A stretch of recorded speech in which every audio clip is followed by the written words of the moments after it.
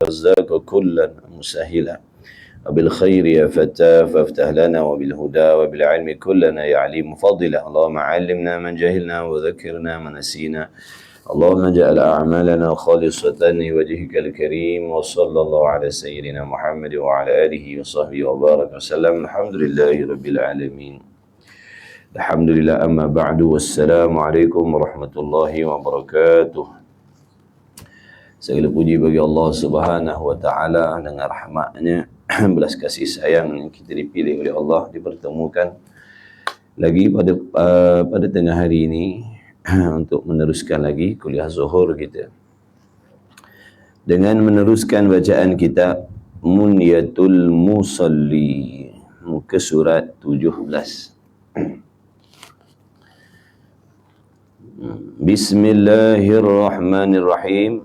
Munyatul Musalli 17. Bismillahirrahmanirrahim. Qala al-muallifu rahimahullahu ta'ala wa nafa'ana wa iyyakum bi'ulumihi wa bi'ulumi masyaikhina fid daraini amin ya rabbal alamin. Telah berkatalah tuan pengarang kitab, mudah-mudahan merahmati akan dia oleh Allah Subhanahu wa taala, dan mudah-mudahan kita semua dapat mengambil manfaat daripada karangan kitab beliau dunia dan akhirat. Amin ya rabbal alamin. Baik, tajuk kita hari ini cara bersembahyang. Dan sabda Nabi sallallahu alaihi wa alihi wasallam, Sallu kama ra'aitumuni usalli. Jadi hari ni musannif, tuan guru kita ni, pengarang kitab ni nak mengajar kepada kita bagaimanakah cara solat yang diperintah oleh Allah Subhanahu wa taala. Jadi solat ni dia ada kaifiatnya. Solat ni dia ada kaedahnya. Solat ni dia ada cara dia. Solat ni dia ada undang-undang dia. Kita tak boleh nak mendirikan solat mengikut cara kita sendiri. Tak apa. Hari tu last kita kita ganti kelas, kita ganti kita baca kitab tu. Apa insya-Allah. Okey, jadi yang dinamakan solat ni dia ada cara, ada kaedah. Solat ni ibadah. Bila sebut ibadah, ada pantang larang, ada syarat rukun. Maka dengan sebab itu, bagi mereka yang wajib mendirikan solat, bagi kita lah yang mukallaf ni, yang wajib mendirikan sembahyang ni, wajiblah kita mempelajari bagaimanakah kaedah, bagaimanakah kaifiat, bagaimanakah cara solat yang diperintahkan oleh Allah Subhanahu wa taala. Allah Taala memerintahkan kepada kita, Allahumma salli ala sayyidina Muhammad wa aqimus solah. Hendaklah kamu mendirikan solat. Hendaklah kamu mendirikan solat. Hendaklah kamu mendirikan solat. Hendaklah di situ dengan wajiblah kamu mendirikan solat. Jadi bagaimana cara untuk mendirikan solat yang Allah perintahkan? Jadi perlu kita tahu, bahkan wajib kita mengambil tahu supaya dapat kita mengerjakan ibadat solat yang diperintah oleh Allah tadi. Kerana seandainya kita mendirikan solat dalam keadaan tidak mengikut syarat dan rukun, pantang larang di dalam solat yang disuruh oleh Allah dan Rasul ini, maka solat yang kita dirikan itu dikira tidak sah. Maknanya kita belum lagi mendirikan solat, walaupun pada zahirnya kita telah membuat ataupun melakukan solat tadi. Dari kerana cara buatnya salah, syaratnya tak cukup, rukunnya tak cukup, ada pantang larang yang kita langgar, maka belum lagi, pada hakikatnya belum lagi kita mendirikan solat, belum sah lagi, belum gugur lagi kewajipan solat tu. Jadi dengan sebab itu mempelajari undang-undang ilmu yang bersangkut paut dengan solat ini, hukumnya fardu ain, wajib atas setiap orang, laki-laki, perempuan, tua, muda, kaya, miskin. Kerana solat ni Allah perintahkan ke atas sekalian hamba Allah. Bukan solat ini Allah perintahkan untuk orang baik. Jadi jangan kita silap, solat ni Allah perintah untuk orang soleh, solehah. Bukan. Solat ni Allah perintah kepada sekalian mukallaf. Orang yang berakal, balik, cukup sampai seluruh agama Islam, boleh mendengar, boleh melihat. Jadi mana-mana mereka yang ada 4 syarat mukallaf tadi, dia wajib solat. Tak pedulilah siapa dia. Dia pun minum arak, dia pejudi, dia pezina, dia perompak. Siapa pun dia wajib mendirikan sembahyang. Bukan sembahyang ni untuk orang baik. Sembahyang ni untuk sekalian hamba Allah. Maka Nabi SAW bersabda, "Sallu kama ra'aitumuni usalli." Sembahyang kamu, yakni hendaklah kamu sembahyang ataupun sembahyang oleh kamu seperti barang yang kamu lihat akan aku solat. Dengan makna, hendaklah kamu solat sebagaimana yang kamu telah tahu melalui para alim ulama yang alim, yang bijak, yang pandai memahami hukum hakam di dalam Al-Quran dan hadis. Jadi mereka itu dah keluarkan daripada Quran dan hadis bagaimanakah kaedah Nabi SAW mendirikan solat. Sebab tu kita ni berhajat kepada ulama. Kita ni berhajat kepada ulama yang mengeluarkan hukum hakam ibadat yang terdapat di dalam Al-Quran dan hadis. Jadi jangan buang ulama. Jangan buang ulama. Kita nak ikut Quran, hadis ke nak ikut ulama? Kita. Kita ni, orang macam kita ni nak ikut Quran ke, nak ikut hadis ke, nak ikut ulama? Kena ikut ulama. Sebab ulama tu yang akan memproses ilmu yang ada di dalam Quran dan hadis itu sehingga kita ni boleh mengambil manfaat daripada Quran dan hadis. Ni cara kita solat ni hari ni. Siapa yang mengajar, siapa yang mengeluarkan daripada Quran hadis itu? Bukankah ulama? Ulama lah. Jadi jangan kita kata nak pakai Quran hadis, nak pakai Quran hadis, ulama kita tak nak pakai. Mustahil kita boleh mengeluarkan sendiri hukum hakam daripada Quran dan hadis tanpa ulama yang menolong mengeluarkan hukum hakam yang tersurat, yang tersirat dalam Quran tu, dalam hadis tu. Sebab tu di sisi kita ada 4 sumber undang-undang hukum hakam: Al-Quran, hadis, ijma' ulama dan juga qiyas. Bukan Quran dan hadis saja. Bukan Quran dan hadis saja. Quran, hadis, ijma' ulama dan juga qiyas. Ini tempat ambilan hukum hakam dalam Islam. Bukan 2 saja. Bukan Quran dan hadis saja. Ada ijma' ulama dan juga qiyas. Sebab tu kalau mana-mana mereka yang menolak ijma' ulama dan qiyas ni, dia hanya berpandukan Quran dan hadis saja. Di sini nanti kita akan dapati pelbagai pertembungan ibadat. Kita buat begini, dia kata tak ada dalil Quran. Kita buat begitu, tak ada dalil hadis. Tak ada dalil Quran, tak ada dalil hadis. Padahal benda itu telah diijma'kan oleh ulama. Mengatakan benda itu diharuskan, benda itu disunatkan, benda itu diwajibkan. Nampak tak? Tak ada Quran, tak ada dalil Quran, tak ada dalil hadis. Jadi tak boleh pakai. Jangan begitu. Jangan begitu. Itu yang menjadikan masyarakat kita bergaduh. Tempat sumber ambilan tu 4 tapi dia pakai 2. Kita pakai 4, dia pakai 2. Jadi banyak bertembung lah. Banyaklah bertembung. Baik. Maka di sini isyarat, Nabi mengisyaratkan supaya kita mendirikan solat seperti mana yang Nabi solat. Bagaimana Nabi solat, macam itulah kita kena usaha. Kena usaha dirikan solat seperti mana yang Nabi, yang kita tahu. Bagaimana cara kaedah Nabi mendirikan sembahyang. Maka hendaklah kita mogalah mengikut akan yang dikerjakan Nabi SAW atas jalan yang kita ambil daripada ulama umat ini. Jadi kita nak tahu bagaimana cara kaedah Nabi solat, Nabi berdiri, Nabi qiyam, Nabi rukuk, Nabi baca, melalui ulama lah yang tolong memberitahu kepada kita. Sebab mereka tu dah mengambil daripada Quran dan hadis. Mengkaji, menyelidik daripada ayat Quran dan hadis. Oh, begini cara Nabi sembahyang. Ini yang Nabi baca. Cuba suruh kita buka Quran tu sendiri cari. Mana? Dalam rukuk subhana rabbiyal azimi wa bihamdihi, mana ayat ni? Cari sini. Dah nak pakai Quran, tak nak pakai ulama, carilah sendiri kalau ada. Mati duduk balik pun tak jumpa kita.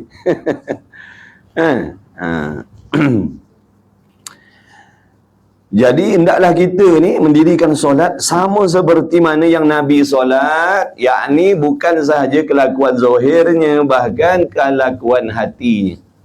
Zahir dan batin. Zahir Nabi solat macam mana, rupa zahir Nabi solat macam mana, rupa batin maknanya hati Nabi sallallahu alaihi wasallam waktu solat macam mana. Jadi jangan ditiru zahir saja. Jangan ditiru zahir saja. Bagaimana kelakuan dan keadaan hati Nabi sallallahu alaihi wasallam waktu Nabi sembahyang. Contoh, adakah Nabi sallallahu alaihi wasallam mendirikan solat dalam keadaan hatinya berlumur dengan penyakit hati?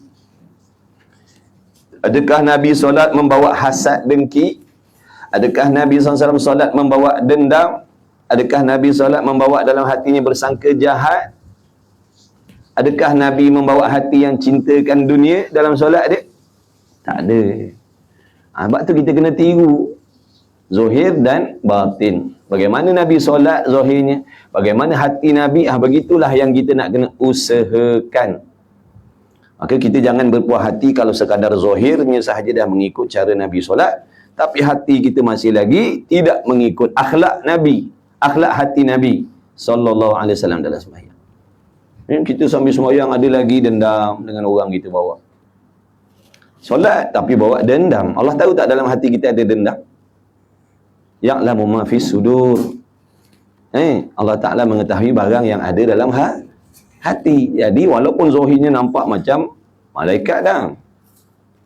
Zahir nampak macam malaikat dah kita. Serbannya, dengan jubahnya, dengan selendangnya, dengan minyak wanginya, minyak atarnya, minyak autnya. Bacaan sedapnya. Rupa-rupa dalam hatinya ada dendam. Rupa-rupa dalam hatinya ada dengki. Rupa dalam hatinya cintakan dunia. Adakah itu cara Nabi solat? Dah. Sebab tu kita kena belajar solat. Bukan sekadar solat.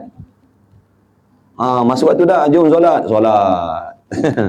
Main belasah saja, ikut orang. Jangan ikut orang, belajar. Ibadat ni kena ada ilmu. Kena ada ilmu, baik lelaki, baik perempuan. Jadi solat ni raja pun mesti belajar. Walaupun dia raja, puteri raja, putera raja, menantu raja, dia kena belajar cara solat. Dia tak boleh ikut cara dia sendiri. Orang mentang-mentang dia raja, dia nak solat ikut cara dia, tak boleh. Dia kena ikut cara yang Allah perintah, yang Rasul perintahkan solat, kena begini-begini. Tak boleh kata raja dia sujud separuh je. Dia raja, dia nak solat dia sujud separuh je. Kepala tak nak letak atas bumi. Tak boleh, tak sah. Dia pun kena letak kepalanya atas bumi. Begitu. Maka wajiblah kita solat tadi. Bagaimana cara yang diambil daripada ulama umat ini yang dahulu dan yang kemudian, seperti yang disebut di dalam kutub yang di dalam kitab mereka itu radhiyallahu ta'ala anhum. Itulah dalam kitab-kitab fiqh lah. Kalau kita dah bermazhab Syafi'i, belajarlah fiqh Syafi'i. Bagaimana cara yang diajar oleh Al-Imam Syafi'i, solat kita, bacaannya, mana yang wajib, mana yang sunat, apa rukunnya, mana sunat ab'adnya, mana sunat hay'ahnya, daripada bab wuduk lagi, daripada bab bersuci lagi, kena belajarlah fiqh Syafi'i. Jangan belajar fiqh Hanafi, Hambali, Maliki, bukan mazhab kita. Untuk mereka tu, iyalah, untuk mereka tu orang-orang sebelah Maghribi, belah-belah mana sana tu dia nak pakai Hanafi, Hambali. Betul lah dia orang tu. Kita janganlah tiru dia orang. Kita di Asia Tenggara ni bermazhab Syafi'i. Kenalah ngaji fiqh Syafi'i. Ni kita duduk kampung, duduk air keruh. Rata-rata bermazhab Syafi'i. Pergi panggil orang mengajar fiqh Hanafi. Tak ke pening kita? Faham tak? Tak ke pening kita? Dah belajar cara undang-undang solat pasukan lain. JC lain. Belajarlah, panggillah Tok Guru ngajar fiqh Syafi'i, janganlah ngajar Hanafi Hambali tu. Yang mengajar pun satu hal juga. Ngajar 4 mazhab. Padahal yang datang ngaji ni istinja pun tak betul lagi. Yang datang mengaji ni air mutanajis, air mutaghayyirah pun tak tahu, air musta'mal pun tak tahu, ngajar 4 mazhab lah, pening orang. Dah semayang main campur-campur, ambil situ sikit, ambil situ sikit. Tak payah, kita orang awam ni ngaji sungguh-sungguh fardu ain tumpukan dulu, jangan kalut-kalut nak ngaji fiqh 4 mazhab ni. Itu untuk orang alim nak mengajar boleh lah, nak tahu supaya perkembangan ilmu dia luas. Ni kita najis pun tak tahu, bab najis pun tak tahu lagi. Sibuk nak ngaji 4 mazhab. Atau nak mengaji ikut-ikut orang. Jangan, kita kena belajar apa yang wajib kita kena buat, atau yang kita nak kena dulu kan, belajar dulu.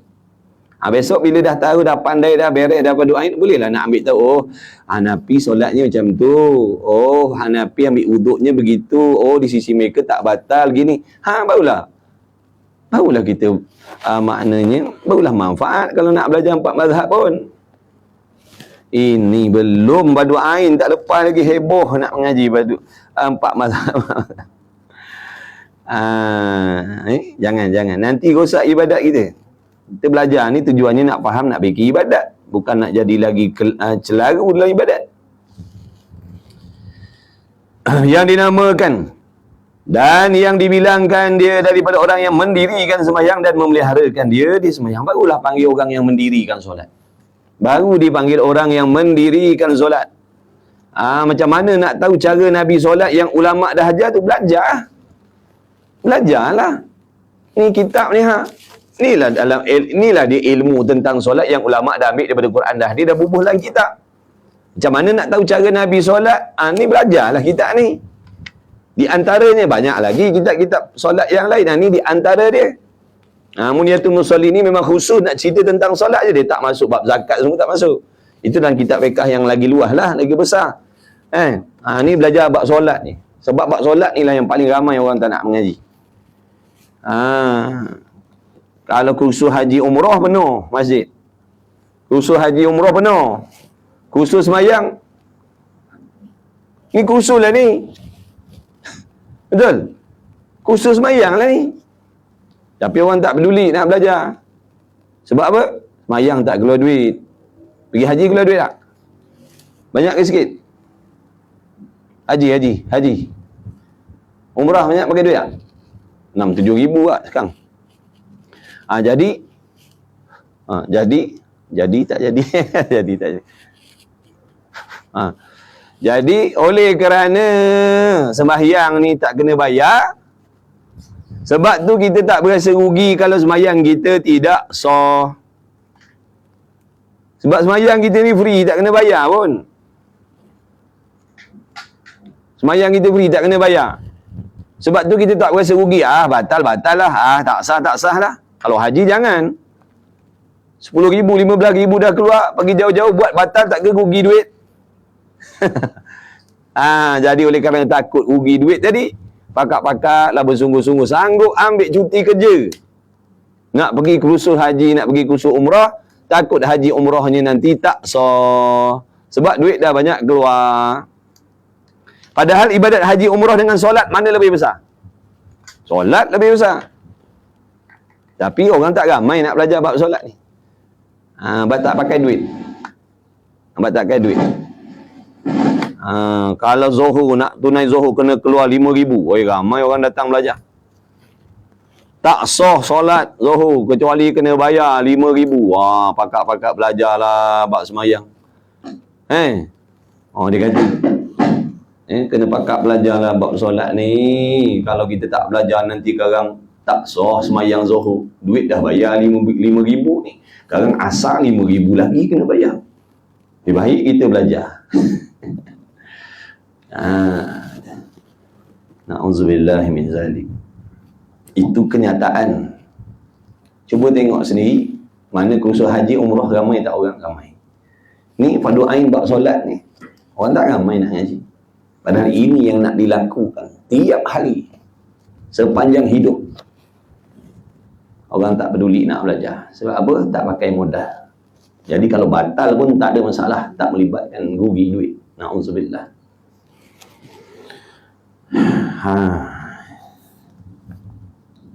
Kemudian kata musannif lagi, jadi orang yang belajar bab solat ni barulah masuk dalam erti kata orang yang menjaga dan mendirikan solat.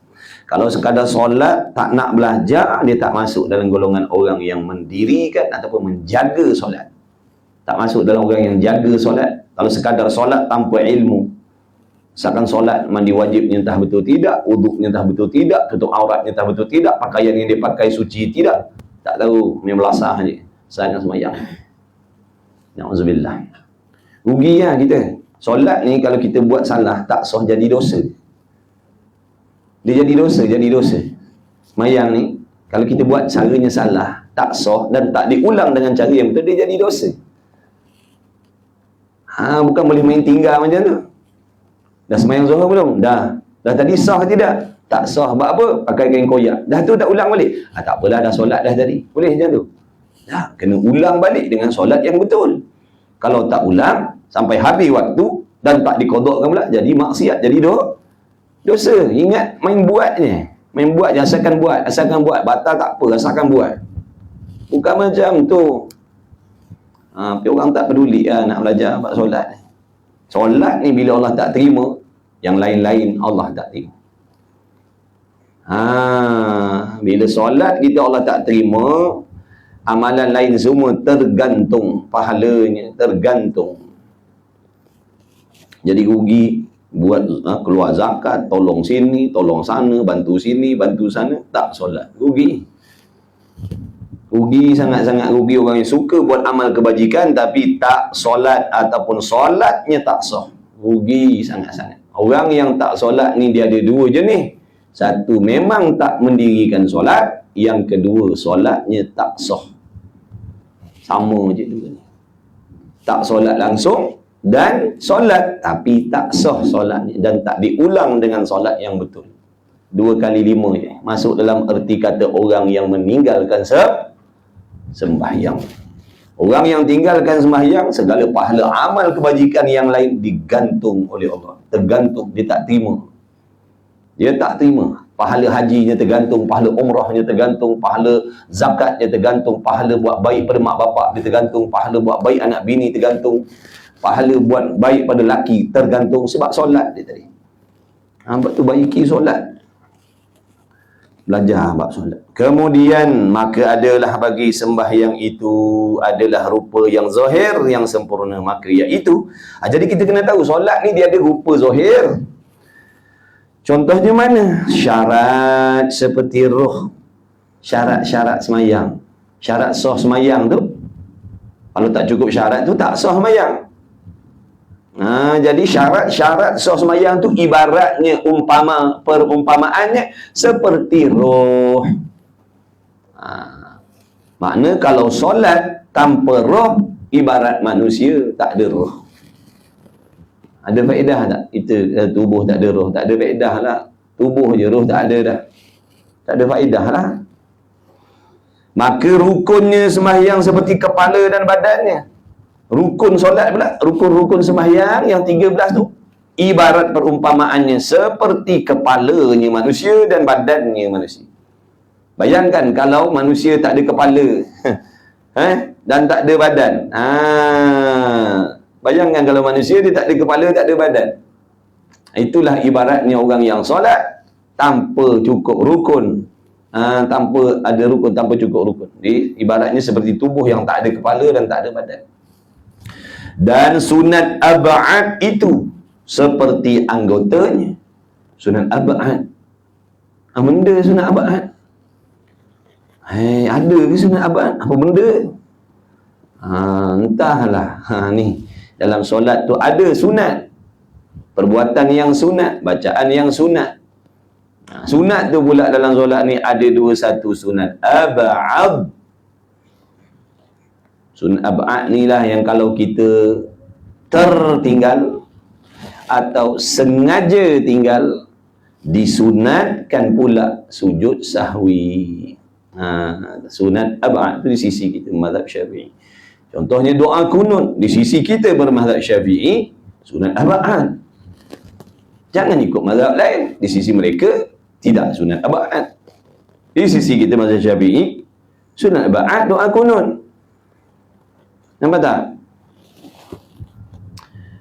Pergi belajar mazhab lain. Dia kata mazhab Syafi'i juga. Syafi'i mana? Syafi'i mana? Dia kata di mazhab Syafi'i juga. Tapi Syafi'i dia kata Syafi'i yang ni yang saya belajar ni, Syafi'i yang ni dia kata tak payah doa kunut. Syafi'i mana kau belajar ni? Syafi'i boleh lembu.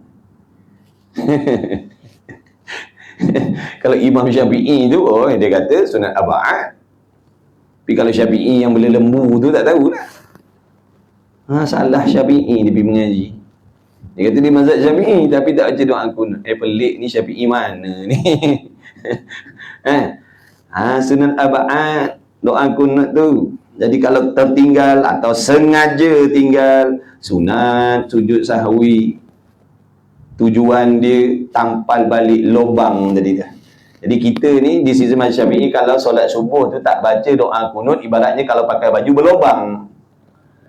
Dah macam mana nak tampal balik, tampung balik? Sujud sahwi.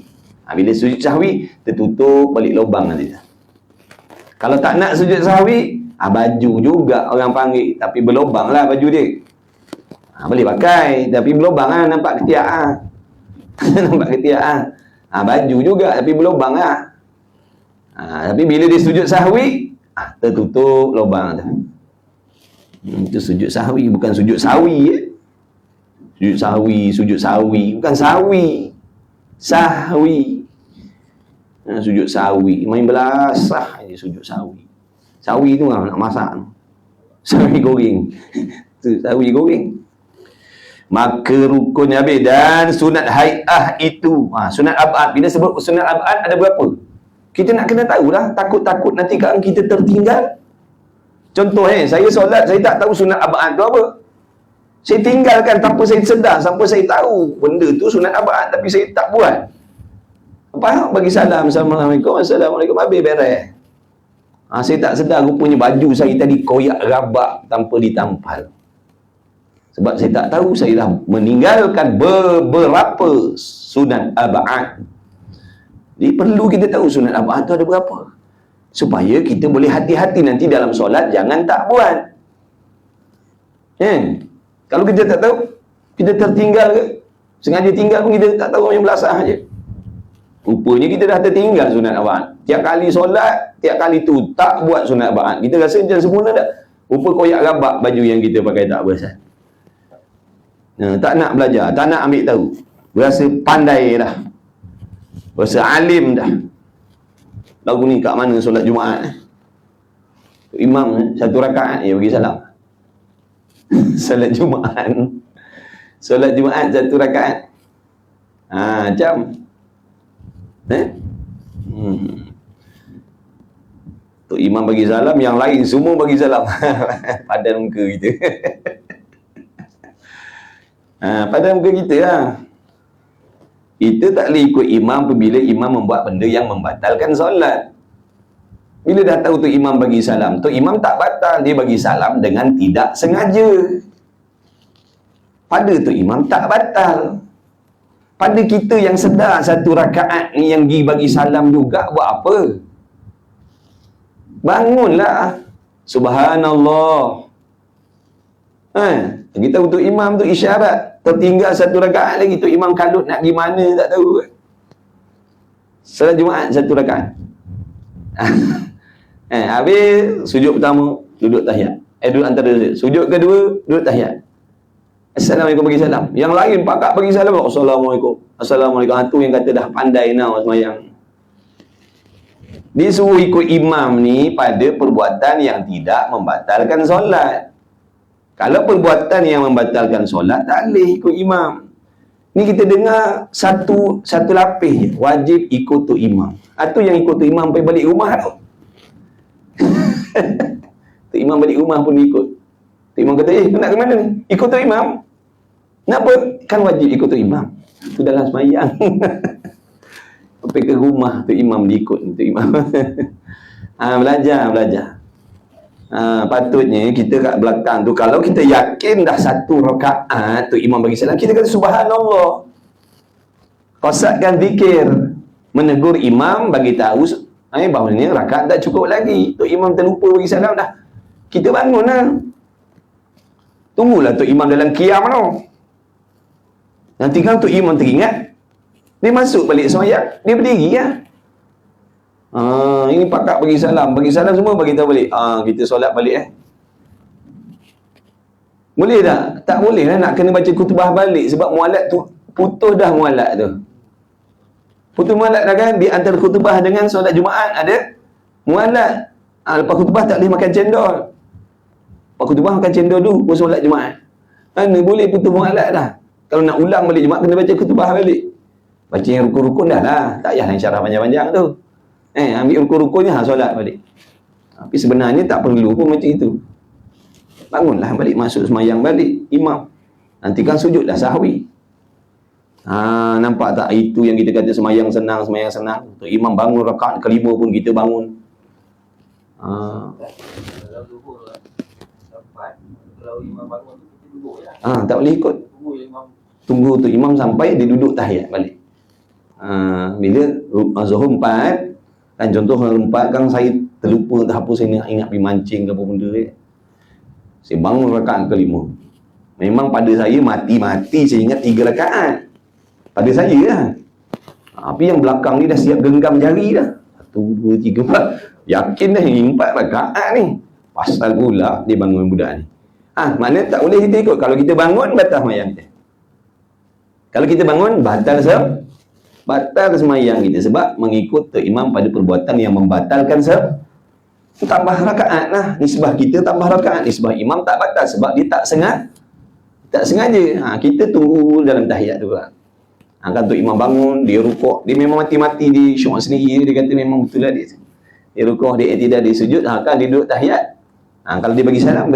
Kalau dia teringat dia sujud sahwi, nanti kita ikut sujud sahwi.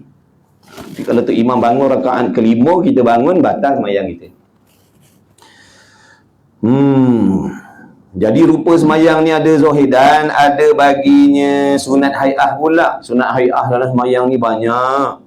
Seperti segala bulu perhiasannya. Bandingannya sunat-sunat hai'ah dalam solat ni macam bulu roma lah, perhiasan pada tubuh badan. Jadi kalau kita solat tak nak buat sunat-sunat hai'ah ni, ibaratnya solat kita tu, kalau manusia tak ada perhiasan, janggut tak ada, misai tak ada, kening tak ada, rambut tak ada, bulu ketiak tak ada, macam ayam lembu lepas kena proses tu, tak ada, togol lagi.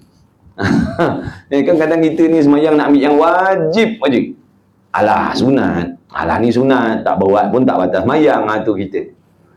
Jadi semayang ni dulu awal kitab dia dah kata, solat ni ibaratnya macam hadiah yang nak dipersembahkan kepada raja yang sangat tinggi darjat kebesarannya. Maka kena bagilah hadiah yang terbaik sekali, yang paling sempurna sekali. Cuba raja kat istana tu, kita pergi bagi dia hadiah dia, hari keputeraan dia, kita bawa pisang busuk bagi dia. Agak-agak kita dapat apa? Kena penjara silap kita. Menghina, mana kedudukan dia, nampak tak tu? Jadi tak padan dengan raja kita nak bagi hadiah yang lekeh. Itu menghina nama dia. Nampak tak tu, di dalam solat ni salah cara buat pun kita akan dapat kecelaan daripada Allah. Ni cerita yang dah solat. Ni cerita orang solat ni. Kalau solatnya tak sempurna, ibaratnya kita mempersembahkan hadiah yang rendah, yang lekeh kepada raja. Ini bukan mencari keredaan, tapi ini mengundang kemurkaan. Faham tak? Jadi kena usaha perbaiki solat itu. Buat yang sesempurna, yang habis-habis sempurna. Jangan buat ala kadar gitu. Takut dengan solat yang macam tu bukan dapat kasih Allah, tapi dapat kebencian Allah. Dan ada baginya bagi solat rupa hakikat yang batin dan tiada sempurna bagi sembahyang dan tiada tamamnya sembahyang. Yakni tak sempurna melainkan dengan mendirikan ia musalli dengan kedua-duanya sekali. Jadi kita kena usaha dirikan dua-dua, rupa zahir dan rupa batin sembahyang ni. Kena gabungkan dua-dua ni setiap solat kita. Sama ada solat fardu ataupun solat sunat. Barulah sempurna solat kita. Kalau tak sempurna solat kita. Solat ni kena sempurna. Sebab nak bawa balik akhirat. Kalau benda-benda dunia yang sementara ni pun kita nak sempurna. Beli motor nak sempurna side mirror. Walaupun kita tak pakai side mirror, tapi waktu beli, mana side mirror? Apik tu kata, aku kan pakai. Tak boleh. Nak juga kita. Tu nak pakai sementara tu rumah kita. Kita akan tinggalkan, tapi nak sempurna. Kalau kontraktor buat bahagian depan ni dapur tak buat, mana boleh, tak sempurna. Hari ni semayang nak bawa balik akhirat, maka lebih-lebih lagi lah kena sempurna. Kena usahalah, usaha perbaiki, maksudnya belajar, usaha baiki, mana kurang baiki, macam tu lah. Macam tu. Hari ni kita belajar, tahu dah, maknanya selama ni tak betul aku buat ni, nak baiki lagi gitu. Dan ada baginya rupa hakikat, jadi kena dirikan dulu. Maka ada berupanya yang zahir itu, maka iaitu seperti berdiri dan takbir dan membaca Fatihah dan rukuk dan i'tidal dan dua sujud dan duduk antara dua sujud dan duduk antara keduanya dan duduk tasyahud, yakni duduk tahiyat awal dan duduk tahiyat akhir dan salam. Itu yang dikatakan rupa zahir tadi. Berdirinya bagus dah, rukuknya betul dah, i'tidalnya betul dah, sujudnya betul dah. Bagus dah. Tengok rupa batin pula macam mana. Rupa batinnya macam mana? Bacaannya betul dah, sedap dah, tajwidnya kena dah. Dan sunatnya dan syaratnya. Ada pun hakikat yang batin. Hakikat batin mana? Benda yang tak nampak dalam solat tadi, yang kita nak kena usahakan.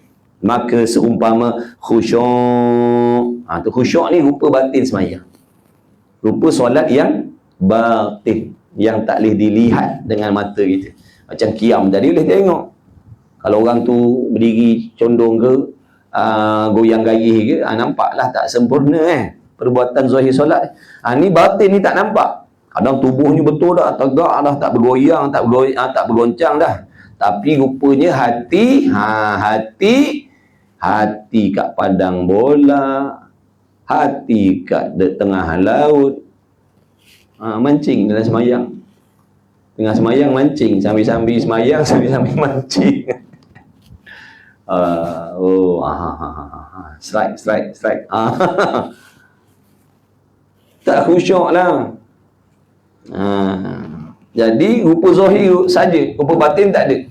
Kosong lah ibaratnya. Semayang tu lakonan kosong ni. Hatinya tidak hadir, mana Allah tak hadir dalam hatinya dalam solat. Bahkan dalam solatnya tadi hatinya berbimbang lagi dengan urusan dunia. Allah tahu dah, Allah tahu yang kita ni buat pura-pura menghadap Allah, tapi hatinya tak ada pun dengan Allah. Situ yang nak mengundang kemurkaan Allah tu. Nak mengundang kemurkaan Allah lah tu zahirnya. Nak dekatkan dengan Allah, tapi hatinya jauh daripada Allah. Dalam solat itulah macam-macam masalah yang kita fikir, yang kita ingat, yang gini. Dalam solat ni tak boleh fikir benda lain, walaupun ibadat yang lain. Tak boleh kita nak fikir dalam solat. Solat ni untuk solat saja. Bersibuk, berbimbang, memikirkan tentang urusan solat je.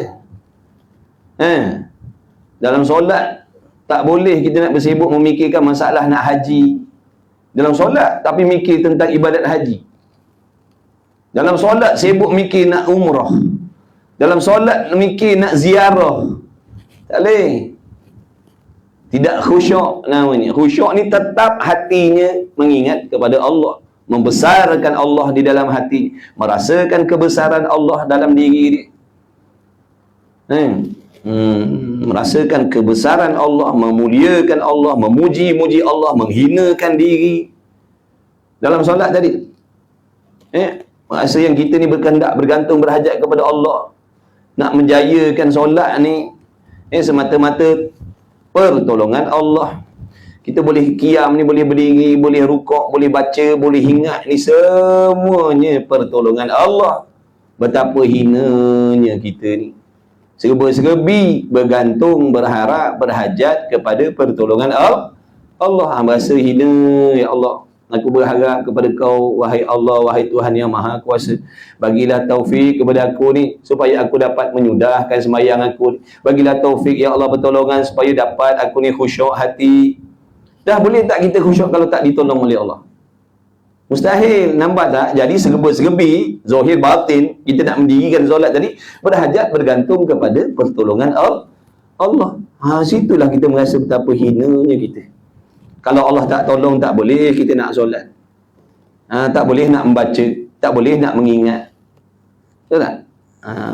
Gerak-geri kita tu, siapa yang tolong tu? Siapa yang menggerakkan hakikatnya tubuh badan kita ni? Allah. Kan? Allahu khalaqakum wa ma ta'malun. Allah yang menjadikan kamu dan segala perbuatan kamu. Jadi gerak diam kita ni adalah nikmat yang dijadikan oleh Allah. Mustahil kita boleh berdiri kalau Tuhan tak tolong. Tu tengok yang lumpuh-lumpuh tu, kenapa tak boleh berdiri? Kenapa tak boleh duduk baring berbulan-bulan, baring bertahun-tahun, meniaga bertahun-tahun? Mana hebat? Mana kuat? Sebab kita ni waktu sihat ni, sebab tu kita tak berasa berdiri ni nikmat pertolongan Allah. Bila Allah ambil insya Allah tahu, rupanya dulu berdiri dulu Tuhan tolong rupanya. Sekarang ni tak boleh berdiri. Nampak tak? Jadi kena ingat dalam hati, usahalah. Usaha setan, nafsu memang datang kacau. Setan memanglah datang ganggu, nanti kan nak bisik-bisik, dia nak khayalkan kita supaya jangan khusyuk. Tadi dia larang kita jangan semayang. Tak payah semayang lah, dia cakap. Kita lawan dengan taufik Allah, menang akal kita. Kita pun nak mendirikan solat. Setan tak puas hati lagi. Dia akan pastikan solat kita tak ada markah. Ataupun dia akan pastikan solat kita tu jadi batal. Kalau tak batal solat, dia akan pastikan batal pahala solat. Batal pahala solat. Solatnya sah. Daftar dalam hari tu, dalam buku amalan, dah mayang zuhur. Sebab cara buat ni betul. Tapi gaji gaji ni, allowance mayang tadi tak ada, kosong. Sebab apa? Ada buat benda-benda yang menjadi asbab terbatal pahala semayangnya. Contoh, dalam hatinya ada ujub, dalam hatinya ada riak. Solat tapi dalam hatinya ujub, riak, maka sah semayang tapi pahala tak dapat. Sah semayang tak ada pahala sebab tak ada khusyuk. Lebih-lebih lagi kalau kita semayang seorang diri. Kalau kita semayang seorang diri, lagilah pahalanya bergantung kepada khusyuk. Ada khusyuk, adalah kebajikan. Kalau tak ada khusyuk, tak adalah pahala kita hari itu semayang. Sekadar menunaikan sahaja, pahala tak ada. Sebab tu kita sangat digalakkan solat berjamaah. Kerana hikmah semayang berjamaah ni, walaupun tak sempurna khusyuk, makmum dari imam pahalanya sempurna. Itu kelebihan solat berjamaah. Walaupun imam dan makmum tak khusyuk, pahalanya sempurna sebab berjamaah. Tapi kalau kita semayang seorang, tu bahkan kata ulama, meskipun kalau dia semayang seorang dia boleh khusyuk, afdal dia solat berjamaah. Contohlah, jika kata aku seorang pun hati daripada takbir sampai salam memang lenyap dunia ni, tak ingat langsung dah. Meskipun demikian, kata ulama, afdal, lagi banyak ganjaran pahala kebajikannya dia berjamaah. Salat jemaah, cubalah usaha buat kat rumah kita, ajak anak bini kita solat berjamaah. Rugi, kita boleh dapat pahala banyak setiap kali 5 waktu, boleh dapat pahala penuh. Tapi rugi sebab kita tak nak buat. Peluang dah ada tapi tak nak buat. Waktu zuhur, bini bentang sejadah sebelah, laki bentang sejadah sebelah. Main seorang-seorang. Tak kerugi tu, jemaah lah. Bukan syarat kena baca surah Al-Kahfi. Inna a'tayna pun belasah. Jadi tak tahu, Fatihah pun Fatihah lah. Rakaat pertama Fatihah, rakaat kedua Fatihah, rakaat ketiga Fatihah, rakaat keempat Fatihah. Fatihah tak ada surah langsung. Sah tak sembahyang? Sah tak jemaah? Sah. Jangan dengan sebab tak tahu baca surah panjang-panjang kita tak nak berjemaah. Mayang Allah dah bagi kita bini tu, nak suruh kita sembahyang berjemaah. Dulu waktu bujang pahala sikit, dah kahwin pun pahala sikit juga. Rugi ya kita. Sebab tu tujuan di antara hikmah kita ni berumah tangga supaya saling tolong menolong untuk nak dekatkan diri kepada Allah. Bini tolong laki buat ibadat, laki tolong bini buat ibadat. Tu. Ini dah kahwin tapi macam tak kahwin. Pahala semayang satu-satu mana dah. Rugilah. Semayang berjemaah. Apa nak malu? Apa nak malu pula? Kalau balik ni kan buat maghrib kan. Kalau bini kita tanya, abang buang terbiat ke? Memang abang dah buang terbiat. Abang dah buang terbiat lama. Terbiat lama tak nak jemaah, abang dah buang lah. Sekarang ni abang nak sembahyang jemaah dah. Jom. Ni maghrib saya jadi imam, nanti isyak awak pula jadi imam. Gili-gili. Jangan buat ni. Boleh buat tapi tak sah lah sembahyang kita. Mana boleh orang lelaki jadikan orang perempuan imam. Lama kan buat pula nanti kan. Tak boleh sembahyang jemaah rugilah. Tak dapat 5 waktu pun sekali 2, Zuhur, Asar, Maghrib, Isyak dapat jadi ya. Nanti baiki lagi, sempurnakan lagi macam tu. Rugi. Kalau sembahyang seorang ni memang payahlah nak dapat pahala penuh. Takbir-takbir je lenyap dah kita kan, mikir entah macam-macam. Benda hilang jumpa dalam sembahyang. Anak kunci kereta jumpa dalam sembahyang. Tadi satu hari suntuk cari tak jumpa. Takbir je, bawah bantal rupanya. Jumpa dalam sembahyang. Kasyaf ni dalam sembahyang jadi kasyaf. Masya Allah Dan ada baginya apa tadi? Jadi rupa zahir, ada pun rupa batin tadi khusyuk. Khusyuk ni tetap hati mengingat kepada Allah, mengingat kebesaran Allah, menghinakan diri kita, mengingat urusan solat lepas ni rakaat berapa, ni nak baca surah apa, lepas ni rukun apa. Itu wazifah, itu urusan solat tak apa. Yang tak boleh mikir benda yang tak ada sangkut paut dengan solat. Itu namanya tidak khusyuk. Artinya dah berpaling daripada urusan sembahyang. Payahlah khusyuk tu, kena bermujahadah, kena lawan. Kalau setan bisik ajak kita pergi mana-mana nak khayal, ingat kita sedang sembahyang. Kalau boleh usaha untuk fahami ayat-ayat zikir-zikir yang kita baca dalam solat tu. Itu boleh membantukan kita khusyuk. Dan hadir hati dan sempurna ikhlas. Sembahyang tadi kenapa? Kenapa kita solat? Dulu kita tak solat, sekarang dah solat. Kenapa? Supaya orang kata kita baik. Sebab dulu waktu tak solat ramai cela kita, maki hamun kita. Jadi aku nak solat lah, mulai hari ni nak solat supaya orang puji kita, kata kita orang baik. Tak ikhlas sembahyang. Sah tak? Sah. Pahala tak dapat. Sebab niatnya bukan kerana nak menjunjung perintah Allah, nak mencari redha, tapi nak mencari redha manusia. Na'udzubillah. Baiki. Tu belajar. Bab ikhlas ni, nak dapat ikhlas ni, mengaji tasawuf ni. Dan tadallulan, yakni merendahkan diri. Merendah diri, berasa, ya Allah, aku ni berhajat kepada Engkau, aku berhajat kepada Engkau, ya Allah, bergantung. Mustahil aku boleh solat ni, ya Allah, mujur kau bagi taufik, aku ni teringat nak solat, mujur kau bagi taufik, aku boleh semayang, boleh ambil wuduk, boleh sempurna tutup aurat dan sebagainya. Ini semua nikmat pertolongan Kau, ya Allah. Mustahil aku boleh mendirikan solat ni kalau Kau tak tolong aku, ya Allah.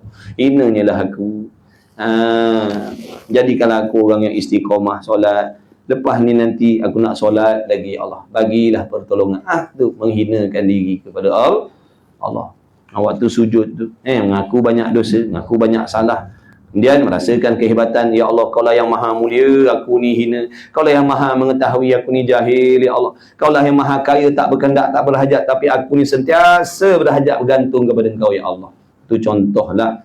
Contoh benda yang nak kena ada dalam hati kita waktu solat, yang dipanggil rupa batin sembahyang tadi. Bagi kemudian tafahum, dan tafahum yakni memahami, bagi ma'ani qiraah yakni makna bacaan. Cuba usaha fahamkan apa yang kita baca dalam sembahyang tadi. Surahnya, surah yang wajib, surah yang sunat, tasbih-tasbih yang kita baca tu. Fahamkan apa maksud dia tu. Dan tasbih dan lainnya daripada segala wazifah. Wazifah ni mana urusan sembahyang. Yang batinah, yang tak nampak, yang jenis bangsa batin.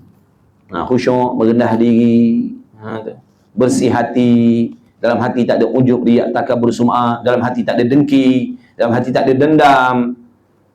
Buang benda-benda tu, jangan bawa dalam solat. Jangan bawa dalam solat hasad, dengki, ujub, riak, takabur. Jangan bawa dalam hati dalam solat. Usaha bersihkan hati. Kosongkan hati kita daripada benda-benda yang Allah benci tu. Jangan. Sebab Allah Maha mengetahui apa yang kita bawa dalam hati kita sewaktu sembahyang.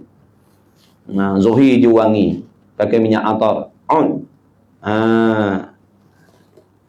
Tapi hatinya busuk sebusuk-busuknya dengan dosa. Allah tahu. Allah tahu. Maka zahir sembahyang bahagian badan dan anggotanya, dan batin sembahyang bahagian hati dan sir, yakni rahsia. Rahsia hamba dengan Allah tadi. Jadi Allah tahu. Orang ni nampak comel dah mayang, rupanya hatinya penuh dosa dengan maksiat, penuh sifat yang Allah benci.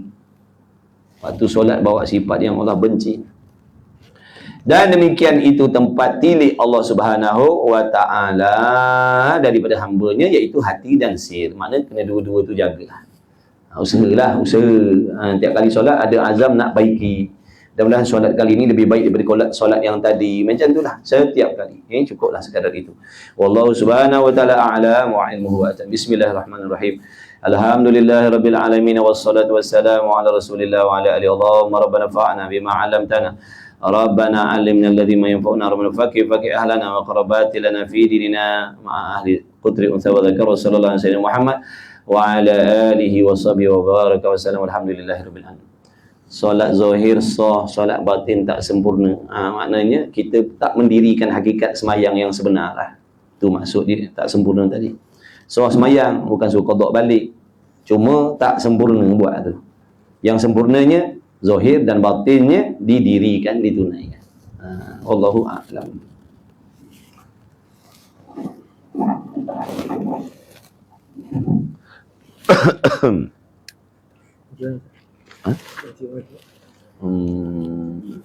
Sini. Lupa semayang.